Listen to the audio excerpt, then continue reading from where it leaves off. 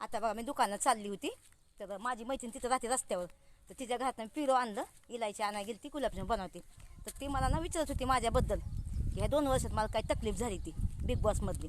तर तिला म्हटलं ठीक आहे, तू विचारू शकते, मला काही प्रॉब्लेम नाही, मी तुला सगळं सांगेन, पण तू माझी मुलाखत घे, यूट्यूबच्या चॅनलवर मी टाकते, म्हणजे इतर लोकांना पण माहीत पडेल की मला काय काय तकलीफ होती, काय काय नाही. तर ती मला विचारते, त्याचा प्रश्न मी देणार आहे तिला. तर तुम्हाला जर ऐकायचा इंटरेस्ट असेल तर माझं यूट्यूबला चॅनल आहे स्मिता सातपुते, त्याच्यावर मी टाकणार आहे स्टोरी. संध्याकाळी 5 वाजेपर्यंत ती स्टोरी येईन बघा, ठीक आहे. तर हे बघा, लाईक करा, व्हिडिओ शेअर करा, आणि तुम्हाला पण काय प्रश्न विचारायचा असेल तर नक्कीच मला भेटा, आणि त्याचं उत्तर मी तुम्हाला समोर देईन एकदम, ठीक आहे. फोनवर पण नाही देणार, ठीक आहे, कारण कुणाचा काय भरोसा, कोणी रेकॉर्डिंग करन, कोणी काय करन, मी कुणा भरोसा नाही करू शकत. समोर बोलायचं, समोर जे आहे ती खरं रिअल जिंदगी दाखवतेस मी तर सातपुतेमध्ये दम हायावर आहे का नाही. मग चला, लाईक करा सगळ्यांनी आणि कमेंट करा, आणि पुन्हा भेटूया नवीन व्हिडिओमध्ये. बाय.